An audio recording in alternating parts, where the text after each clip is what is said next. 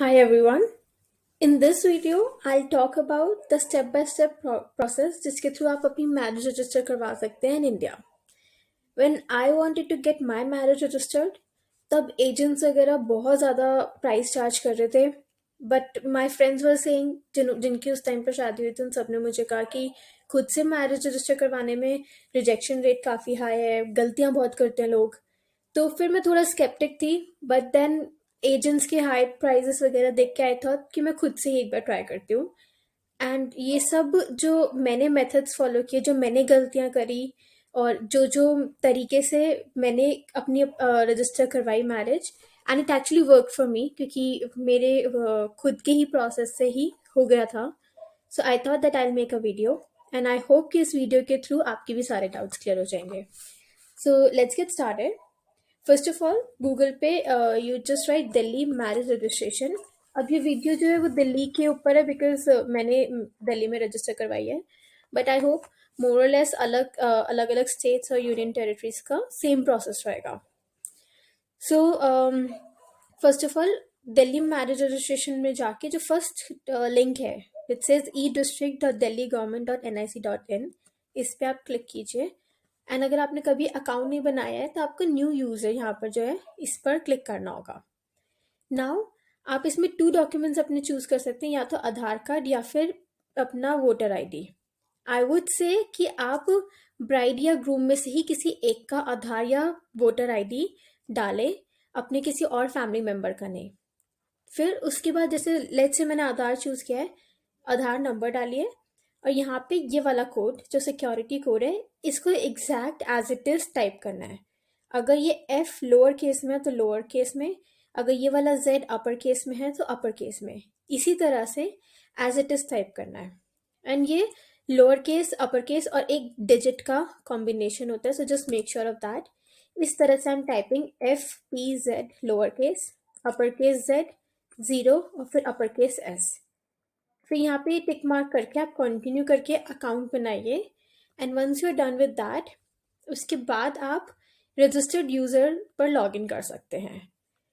जब आप registered user पर लॉगिन करेंगे उसके बाद आपको नेक्स्ट स्क्रीन पर आप अपने आप नेविगेट हो जाएंगे. ओके, सो आपने लॉगिन किया, दोबारा से आपने डिटेल्स डालनी होगी अपनी. उसके बाद आपने सिक्योरिटी कोड डाला होगा. कई बार ये वन टाइम पासवर्ड OTP वो भी मांगता है जो फ़ोन में आता है, तो आप फ़ोन के मैसेजेस में जाके वो सेम जो भी आपको वहाँ पे नंबर दिया होगा वो डाल के आप अगर इस पेज पर आप अपने होम पेज पर आएंगे. उसके बाद अप्लाई ऑनलाइन पे क्लिक करके अप्लाई फॉर सर्विसेज पे क्लिक करना है. That will bring you to this page. अब यहाँ पे बहुत सारी चीज़ें हैं जिनके लिए हम अप्लाई कर सकते हैं. जो जब जिस टाइम पे मैं बना रही हूँ वीडियो उस टाइम पे मैरिज रजिस्ट्रेशन का 43 नंबर पर है. अदरवाइज बेस्ट वे ये है कमांड F अगर आप मैकबुक यूज़ कर रहे हैं, या फिर कंट्रोल F डाल के आप मैरिज टाइप कीजिए, ये अपने आप आपको इन ऑप्शंस पर ले आएगा. सो ये रजिस्ट्रेशन ऑफ मैरिज, यहाँ पे आप अप्लाई पे क्लिक कीजिए. हाँ, यहाँ पे आपको डिटेल्स डालनी है. Date of solemnisation of marriage का मतलब है किस दिन शादी हुई थी. जो वेडिंग कार्ड्स वगैरह पे जो भी डेट डाली गई है वो वाली डेट यहाँ पर आएगी. Address of place of solemnisation of marriage में जहाँ पे आपकी शादी, जहाँ पे शादी हुई थी वहाँ का आप गूगल के थ्रू एड्रेस लेके एज इट इज़ एड्रेस को कॉपी पेस्ट कर सकते हैं, या फिर जो मैरिज के कार्ड पे जो एड्रेस दिया था. लेट्स से अगर आपका गूगल पे कुछ और दिखा रहा है, मैरिज कार्ड पे कुछ और एड्रेस दिया था, तो आप वही वाला एड्रेस डाल लीजिएगा जो address marriage sorry wedding card में दिया था. Then country name of marriage, hopefully India ही हो तो आप इंडिया डालिए. अगर दिल्ली में हुई है तो आप लोकेलिटी में यहाँ पे, दिल्ली में नहीं हुई तो आप नॉट इन दिल्ली, और अगर दिल्ली में हुई है तो आपको लोकेलिटी चूज़ करनी होगी. जैसे अगर शाहदरा में हुई है तो आप शाहदरा जाके टाइप कर सकते हैं. और अगर कोई और जगह पे हुई है, लोकेलिटी मतलब जो सबसे ज़्यादा आपको क्लोजेस्ट प्लेस दिख रही है शादी की, शादीपुर एक्सेट्रा, आपको वो वाली प्लेस चूज़ करनी है. उसके बाद आप जैसे ही वो प्लेस चूज़ करेंगे बाकी सारी की सारी जो डिटेल्स है वो अपने आप चूज हो जाएंगी। Dwarka, Delhi, south west, district वगैरह खुद चूज हो जाएगा। उसके बाद whether marriage was solemnise as a religious place, जैसे कह लो कि गुरुद्वारा, आर्य समाज मंदिर, उन सब जगह पर होती है, तो आप उसमें यस चूज करेंगे, otherwise no. My case was of no, so मैंने नो चूज किया था। उस मैंने भी ऐसी रैंडम डिटेल्स डाल दी हैं। नाउ इसमें आप यहाँ पे बिकॉज मेरी डिटेल्स थी तो अपने आप ये डिटेल्स आ चुकी हैं। जब मैंने अपना अकाउंट लॉगिन कर जब अकाउंट न्यू यूज़र करके बनाया था, तब आपने भी ये सारी डिटेल्स डाली होंगी। अब यहाँ पे आपको सेम डिटेल्स ग्रूम के लिए डालनी है। जो भी ग्रूम का डॉक्यूमेंट अवेलेबल हो, आप वो डालिए। उनका name, father name, mother's name, date of birth, ये सारी डिटेल्स ग्रूम के लिए जाएंगी। अब यहाँ पे एक कैच है, जो जो सबसे ज़्यादा रिजेक्शन के लिए, रिजेक्शन का रीज़न होता है, एटलीस्ट मेरे केस में यही प्रूव हो रहा था। आपका जो नाम है यहाँ पे, लेट्स से अगर आपका नाम है समीर, तो समीर कुमार जैन लेट्स से, तो आपको अपना मैरिज रजिस्ट्रेशन में और बाकी जगहों पे भी सारे में वही डॉक्यूमेंट यूज़ करना होगा जिसमें आपका नाम समीर कुमार जैन है। अगर आपका कहीं पे किसी डॉक्यूमेंट में अगर नाम समीर जैन है, तो वो आपकी मैरिज रजिस्ट्रेशन के टाइम पे रिजेक्शन प्रूफ कर देगा। तो या तो आप एक ऐसा डॉक्यूमेंट लीजिए जिसमें सिर्फ समीर जैन हो। अगर आपको बाद में let's say date of birth का प्रूफ डालना है, अगर उसमें अगर आप 10th का सर्टिफिकेट ले रहे हैं, तो देखिए कि समीर जैन है। और अगर आप कहीं पे एड्रेस प्रूफ डाल रहे हैं, तो वहाँ पे भी देखिए कि सेम एग्जैक्ट नाम है कि नहीं।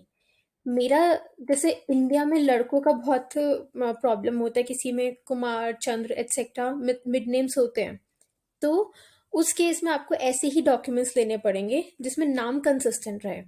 सेम फादर्स नेम में अगर आप अपने फादर का नाम कुछ और डाल रहे हैं, लेट्स से प्रदीप कुमार जैन डाल रहे हैं, तो फिर आपको उनके भी सारे सर्टिफिकेट्स ऐसे ही डालने पड़ेंगे जिसमें नाम समीर कुमार, प्रदीप कुमार जैन ही हो।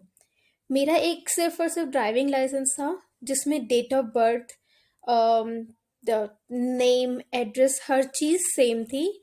और ड्राइविंग लाइसेंस में ही जो फादर का नेम था, तो मेरे पास एक ऐसा सर्टिफिकेट भी था मेरे फादर का ही, जिसमें उनका नाम भी एग्जैक्ट सेम हो। कि अगर प्रदीप कुमार जैन था फादर का नाम मेरे ड्राइविंग लाइसेंस में, तो मेरे फादर के पास भी एक ऐसा सर्टिफिकेट था जिसमें प्रदीप कुमार जैन करके नाम था। अदरवाइज बाकी सब में सिर्फ प्रदीप जैन था।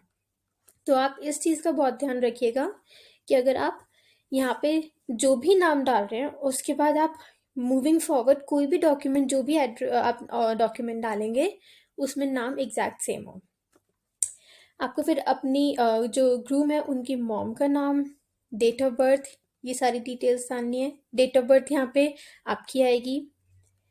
फिर यहाँ पे address of permanent residence before marriage, before marriage जो भी आपका एड्रेस है वो सब आएगा। एंड देन ये रेजिडेंस आफ्टर मैरिज होगा।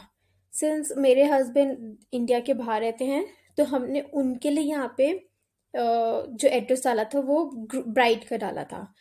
सो if you are married to someone जो इंडिया के बाहर हो, एनआरआई हो, सो उस केस में आप यहाँ पे ब्राइड का एड्रेस डाल सकते हैं। उसके बाद आपको यहाँ पे एक फ़ोन नंबर डालना है। आई वुड रेकमेंड कि आप वो वाला फ़ोन नंबर डालिए जो मतलब ब्राइड का फ़ोन नंबर एंड ग्रूम का फ़ोन नंबर अलग रखिए। सेम ईमेल एड्रेस अलग रखिए।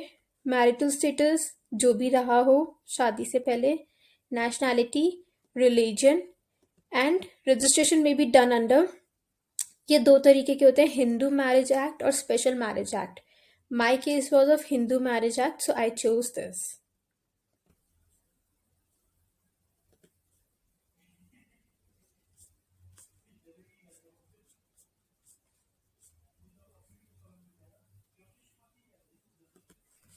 ओके, सो वो सारी डिटेल्स डालने के बाद जब आप लास्ट में कंटिन्यू पर क्लिक करेंगे, so you'll come on this page. तो यहाँ पे आपको मैरिज रजिस्ट्रेशन के टाइम पे दो विटनेस की नीड होती है। सो मैंने अपने पेरेंट्स को ही, मदर एंड फादर को ही विटनेस बनाया था। तो उनकी डिटेल्स आएंगी. You don't need 2 witness from groom side और 2 witness from bride side. In total you just need 2 witness, वो कोई भी हो सकते हैं. तो उन विटनेस का, विटनेस नंबर 1 का नेम, उनके फादर का name, identity type, pan card और एम्प्लॉय आईडी. एंड देन अगर आप पैन कार्ड चूज करें तो पैन कार्ड नंबर, उनका एड्रेस, ये सारी डिटेल्स, रेजिडेंशियल लोकेलिटी, ये सब आपने डिटेल्स डालनी है. एंड सेम वे आपने दूसरे विटनेस के लिए डालना है. So when you enter all those details and then if you click on the continue, तब इस पेज पर आएंगे जहाँ पे आपको अपने सारे डॉक्यूमेंट्स डालने हैं. अब जो जो आप ये डॉक्यूमेंट्स डाल रहे हैं, सेम ये डॉक्यूमेंट्स आपको जब भी एप्लीकेशन सबमिट करने के बाद आपको सब डिस्ट्रिक्ट मजिस्ट्रेट के पास जाना होगा, तो ये सारे डॉक्यूमेंट्स आप कैरी ज़रूर कीजिएगा. So first of all, supporting documents for husband, for the groom. So यहाँ पे एक आपको एफिडेविट बनवाना है जो ये सब चीज़ें मेंशन करेंगे कि वो कहाँ के सिटीज़न है, उनकी शादी कब हुई, वो एज क्या थी, नेम क्या था. वो एक एफिडेविट का एक पहले से ही बना हुआ एक, मतलब एक फॉर्मेट होता है. वो सेम फॉर्मेट आप किसी भी कोर्ट में जाके बनवा सकते हैं.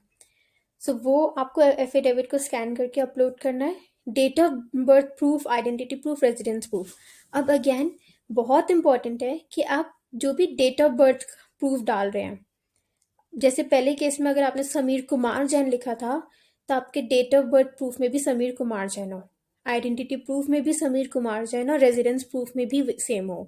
अगर कहीं पे भी समीर जैन है तो वो रिजेक्ट हो जाएगा.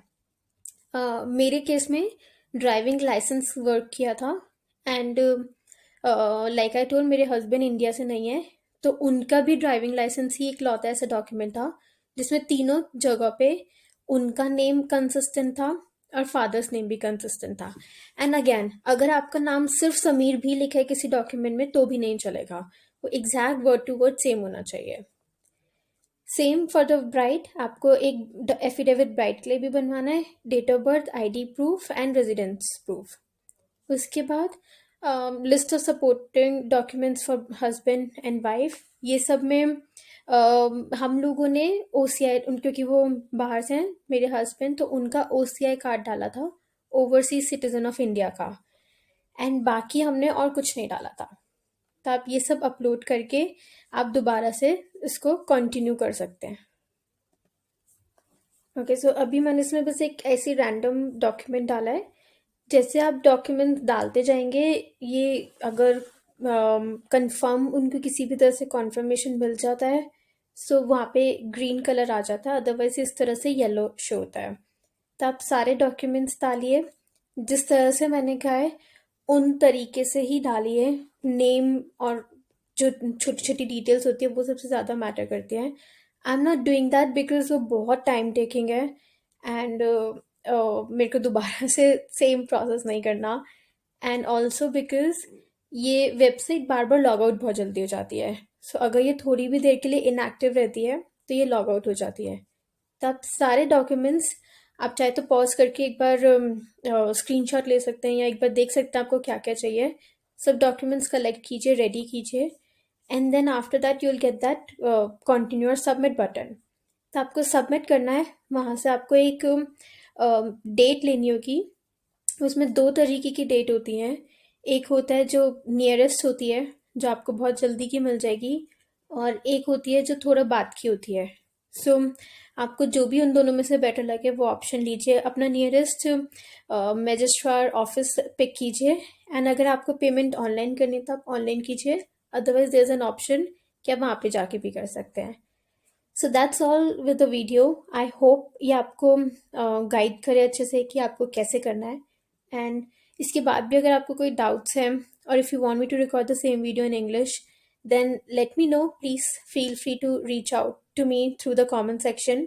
आपको जो डाउट्स है, I will try my best. And again, like I would like to say that this is how it work for me. So I am not giving any guarantee, but I just hope जो मुझे problems face करनी पड़ी, that the problems जो मेरे को उस time पे face करनी पड़ी थी वो किसी और को ना करनी पड़े. सो या, जस्ट ट्राई, एक बार खुद से ट्राई कीजिए. At that time when I was applying, so the government fees was of 1500 अब मुझे नहीं पता अब क्या अमाउंट हो चुका है, but yes, I hope this helps you and thank you so much for watching.